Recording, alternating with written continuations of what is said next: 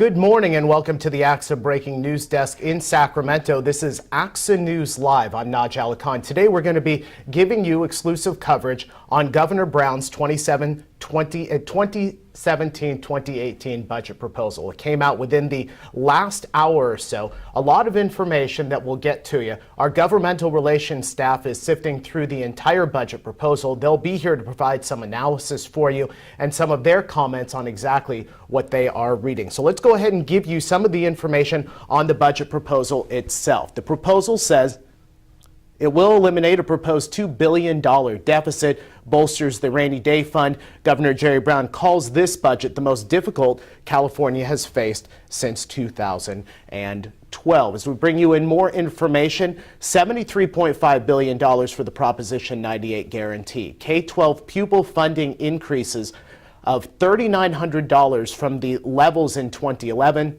and 2012, and this continues the LCFF information. So our governmental relations staff, as we said, they have been sifting through the information as we have continued to go through this morning. About 45 minutes worth of information. I'll have Edgar Zazueta, our ACSA Governmental Relations Director, come in here and talk to us for a couple of moments. Edgar, first off, thanks for being here.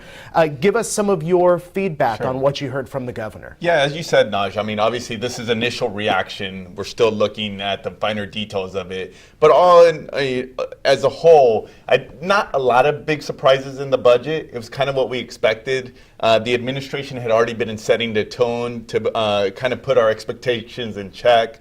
As you just stated, the major themes is on the education side. The governor's definitely keeping his commitment to fully implementing the LCFF formula, as he's done in previous years, so that most of the new money is going to the formula. One of the things of note, as we're looking at that the amounts, and Marta, my colleague, will come in and give specifics, these are some of the least amounts that we've seen since the implementation of LCFF. So as we had been told that the new money would start trailing off, we're starting to see that just now. I was interested when I saw the governor's comments initially to see a proposed $2 billion deficit and more concentration on that rainy day fund. How do you look at that comment about a proposed budget deficit? Yeah, and this is not also a big surprise. What happens every January, and it really starts in November when the Legislative Analyst Office puts out its projections. The projections we saw from the LAO were actually quite positive. Here, I think the governor's trying to put a little more sober tone. As this always happens, this is the first step in the process. The legislature needs to go through its deliberations, and as he said many times through his press conference, this is definitely a back and forth, as what we've seen. There's, I think, a big concern, and you heard it in the questioning from the reporters, you heard the governor mention it numerous times. There's a lot of uncertainty on what the impact of Washington, D.C. Will be here on California, both on the budget side. If they undo the health law, universal health law, what will the financial impact will be on the citizens of California, and also on programs, on students, on safety. There were some questions. Mind you, there's nothing specifically on the budget. What happens if the president or the new incoming president undoes some of the protections for some of California's students? What impact will that have on our schools and our students? So those are a lot of uncertainty, and I think it's kind of, you're seeing it both in programs and in finances. Okay. Edgar, thank you so much for being with us. I know you're going to come back with us in a couple of moments. Let me give you some information, folks, on what the LAO had to say about that budget outlook. Proposition 98 funding increases to $74.5 billion, growth of $2.6 billion from 16-17. The state could achieve almost full LCFF implementation in 17-18. State revenues could fall as much as $500 million with no change to the Prop 98 guarantee. Now, we do have some reaction from ACSA Executive Director Wes Smith. Wes has commented, and this is out to the media agencies right now. He says, quote, "I'm intrigued by Governor Brown's 17-18 budget proposal and the role ACSA will play in positioning our students for success.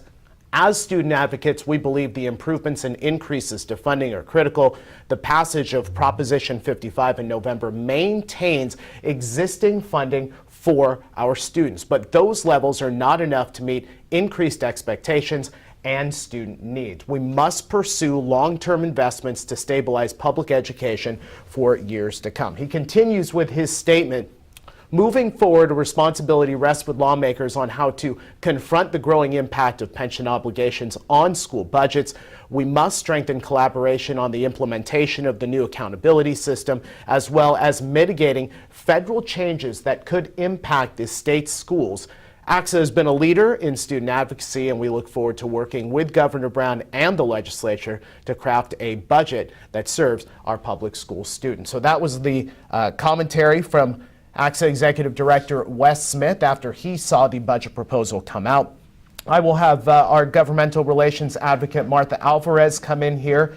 Martha does a lot of studying up on the budget, and I know that you and I have spoken many times about the LAO compared to what the governor has to say. We'll tackle that in just a moment. But as you've gone through the budget proposal, anything that stuck out at you?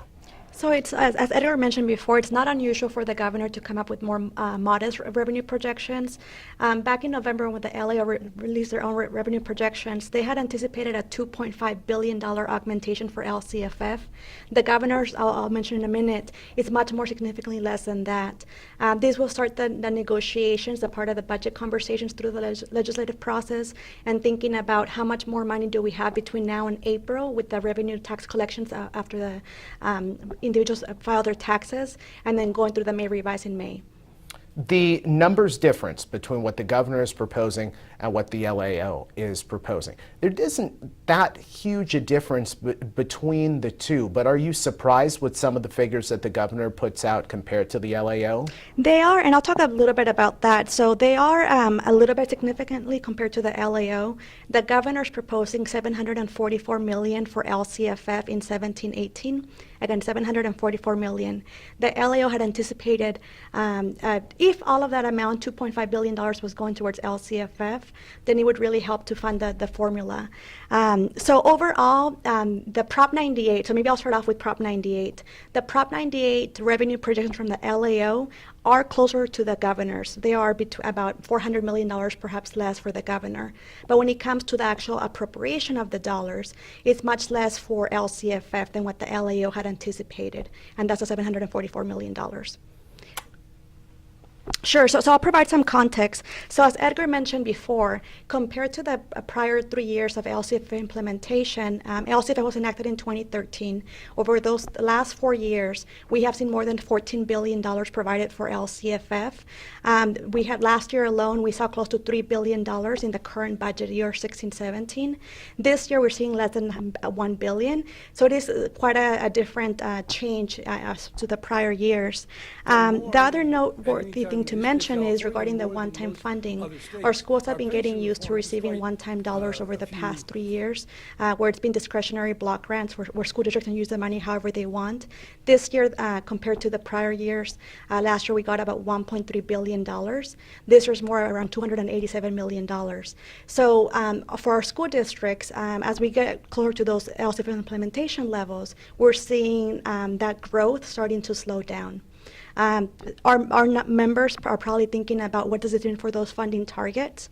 When the governor introduced the LCFF concept back in 2013, it was anticipated that we would get to the fully funded targets by 2020, 2021.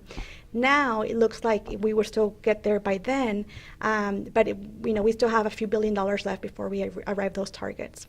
And I know that the LAO, from what I was reading, said that it was almost full implementation of LCFF in 17-18. There was still a little bit of a lag. You mentioned 2020, 2021. I know that there's several budget cycles in between, but is there the possibility with what the LAO is saying in comparison to what the governor is saying that it will take till 2020, 2021 to be able to hit that full implementation number? So the governor is being conservative with his estimates. He does not want to oversell LCFF, and so I think he's being modest with his expectations.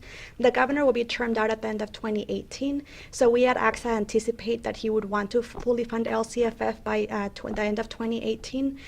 Just for our members to know, so as of the 16-17, the current budget year, LCFF was 95.6% fully funded, with the governor's $744 million proposal for LCFF. It would get school districts to 96% funded. So there's still a few, remaining less than $3 billion likely to get to the full implementation targets. But I think one of the key messages to our members is that compared to the very high augmentations we saw in prior years, this will start to slow down because we're reaching those targets very quickly. And then the other point too is that we're not seeing any increased funding for special education.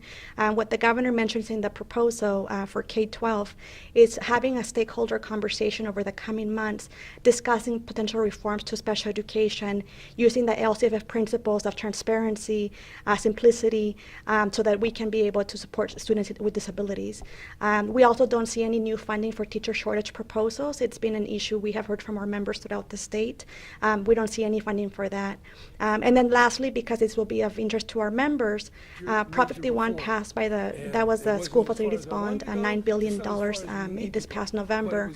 The proposal does not provide funding in the budget because that was through the initiative process, but the governor's summary does provide an indication that he intends to introduce legislation that would require school districts to provide their school bond expenditures in the K-12 annual audit guide.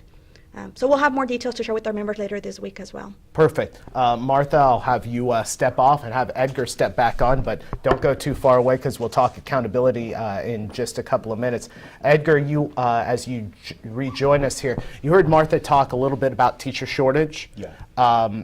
Nothing in the budget in relation to it, but it's definitely an issue. Sure. Teacher shortage, administrator shortage. Obviously, both pieces of that shortage matter to our members. Are you surprised at all that there wasn't anything to address that? Yeah, I think that brings up a good point. I think if you ask the governor's administration, they'll probably cite we took some steps last year. That coupled with the revenue numbers and the fact that there isn't a lot of new money, it's not a huge surprise. I think for us, given that we've heard it from our membership, we've heard that this is something that we need to continue to pursue, it's not an issue that we're going to let fall off the table. On that note, there's another issue. This budget may be most significant for the things that weren't proposed and that weren't in there. One of the pieces, at least on the education side, that we don't see any reference to is to one of the issues Martha referenced, is this whole growing concern about the impact of pension obligations on our employers. It's important to note that us as ACSA, we obviously represent our members. We've been at the forefront to take actions to solidify both the CalSTRS pension system and the CalPERS to benefit our members. These are obviously their pensions, their retirements. We take that very seriously. With that said, we also take seriously our responsibility of representing our members as employers, as school employers. And this is where this increasing obligation has gotten much more difficult. It's going to be something that you're going to hear a lot more from our government relations staff, of trying to look at some ways where we can't mitigate those impacts. Because just right before the Christmas break, the holiday break, CalPERS took some actions to revise their anticipated revenue figures, their return figures, which ultimately has an impact on the employer. Bottom line, now the school districts, LEAs have to pay more. This is on top of already pretty dramatic increases that we had seen over previous years. So that it goes with that saying that the increases coupled with with less money coming in from the state is becoming unsustainable for our members and for our school districts. We had legislative welcome last week where we had about a dozen members from across the street come and meet our leaders and staff. We've got Ledge Action Day coming up in a matter of months. Talk a little bit, just real quickly, about the seat at the table that ACSA has and how that seat can grow in importance with members getting involved. Oh yeah, no, I think that's a great segue. I think, as we've said, today, what we saw today is the first step in the process. This is just the initial announcement. You will see a whole spring's worth of advocacy, and we fully intend to be at the forefront of that.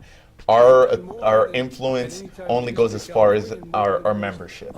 And that's why we always stress to get as many people here to Sacramento, and not just doing the advocacy when they come here to the Capitol, to meeting with their folks in the local district, to writing those letters, to really paying attention to these issues, inviting policymakers to come into their schools and explain to them what is the real state. Here in Sacramento, you see a lot of the headlines of most of the money went to education, or Prop 98 has increased by X amount.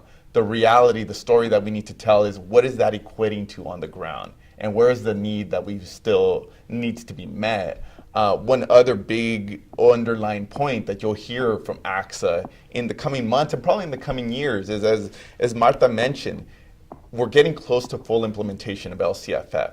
The biggest question for our policymakers is, what happens now? What do we need to do after we fully implement LCFF? We're of the opinion that the state, the governor, the legislature really needs to start having a conversation about what is the post-LCFF funding plan once we do fully implement LCFF. Okay. Edgar, thanks so much. I'll have Martha come join us real quickly again to talk accountability, because Martha's been doing a lot of examination on the new accountability system. Martha, just give us some of your thoughts as ACSA moves forward in the process of helping the state board really implement the new accountability system.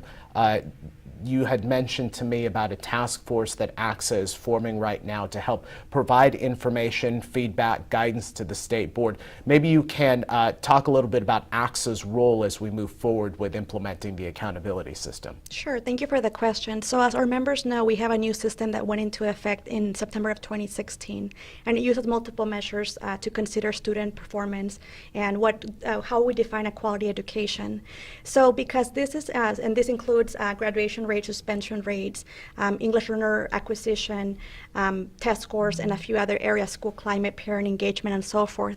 So because these indicators were just released in September of 2016, they were adopted by the state board, it will be of importance to ACSA to be part of the discussions moving forward as to what changes are necessary to be made in the following year. The State Board of Education has made a commitment to see this system as an evolving one where there'll be modifications made as needed. So for example, for our members, we'll be seeking information through the task force and other webinars, conference calls that we have over the coming weeks and months regarding college and career indicators. So if we want kids to be both prepared for college and post-secondary education and workforce, what does that mean to our members? What sort of coursework or access which students need? And so there's a lot of key points that have yet to be defined, and they have an opportunity to modify them. We also want to hear from our members the type of trainings and support that they need from the state to support that continuous improvement.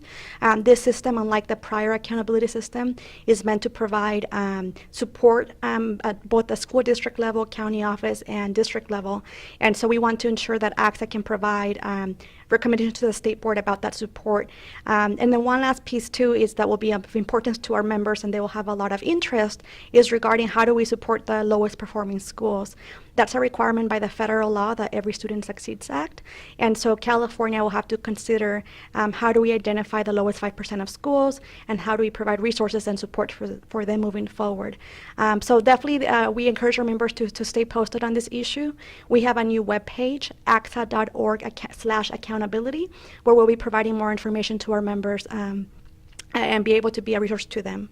Perfect. Thank you, Martha, very much. We appreciate it. The governmental relations team in here to do their budget analysis. They will spend the rest of the day going through, as we mentioned, hundreds of pages as far as this budget proposal is concerned. We invite you to log on to our website, ACSA.org. We will have continued coverage of the budget throughout the day, and we'll have a full analysis for you coming up later on this week from our GR team. From ACSA headquarters in Sacramento, I'm Naj Ali Khan. You've been watching ACSA News Live.